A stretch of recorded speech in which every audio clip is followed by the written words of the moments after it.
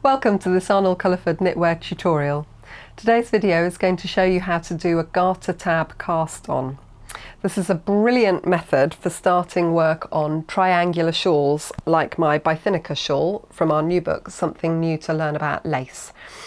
This shawl is started right up in the top middle of the back neck, and the rows are worked around like this, getting bigger each time.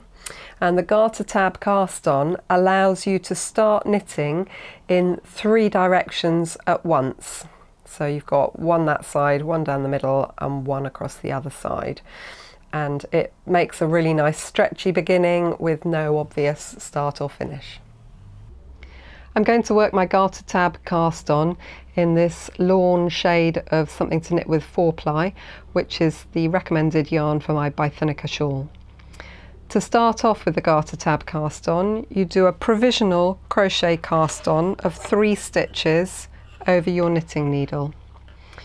I use a smooth cotton waste yarn, and I'm going to make a slip knot in it and place the slip knot on my crochet hook.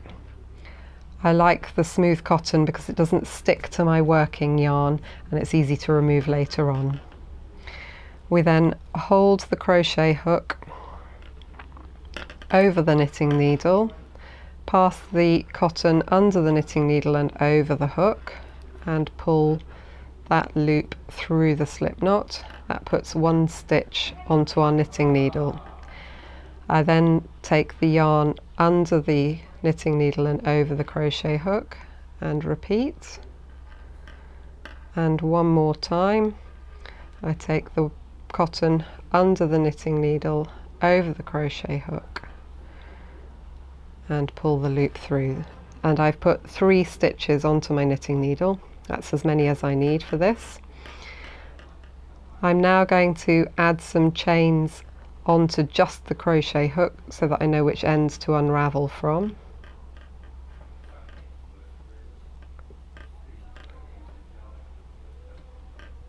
So that acts as a little tail to show me which way I need to go. And I'm now going to pull the last one through, cutting it off and pulling the tail through. So that tail is my end to unzip from. I'm now going to change to the main yarn and knit 7 rows.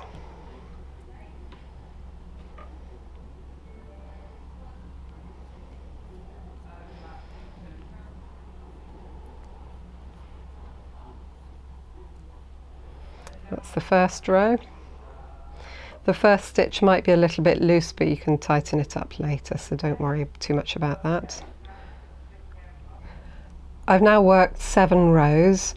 I've got 1, 2, 3 garter ridges on this side, and on the rear I've got 1, 2, 3 garter ridges, plus where the waste yarn meets the main yarn.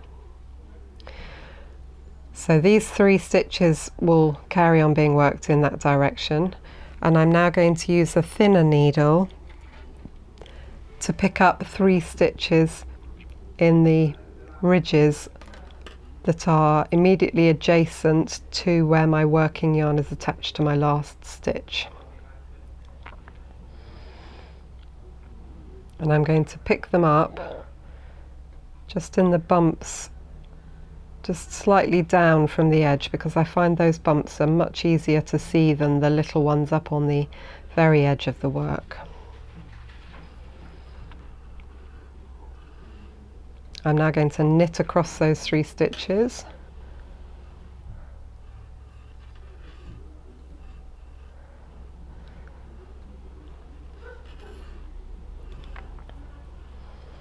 And those 3 will be the ones that form the central spine of the shawl and work down from the edge.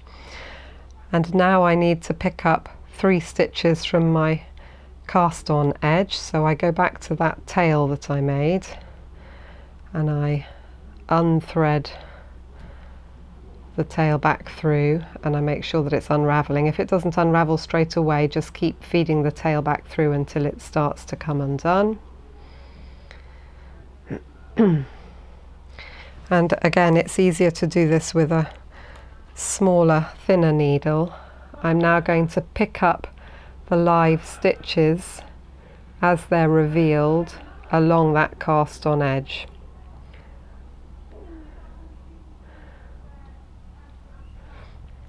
The last stitch I usually take from the point where the waste yarn is threaded through. You can usually pull that up to make a stitch and pop your needle through it.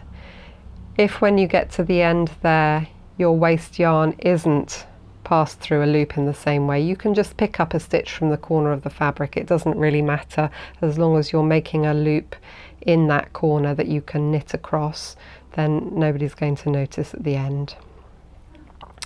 And now we're going to knit across those stitches. 1, 2, 3. Oops.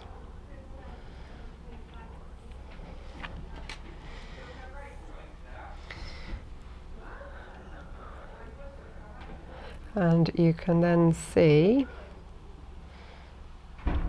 that you've got 3 stitches ready to work across to the right, 3 stitches ready to work across this way, and 3 stitches ready to work up for the spine of your shawl, and it makes an ever such a neat edge. Thank you so much for watching our video on the garter tab cast on. I hope that you're now ready to get going on your Bithynica shawl or any other triangular shawl that uses this method. If you'd like to know more about something new to learn about lace, why not visit our website acknitwear.co.uk. Thanks for watching.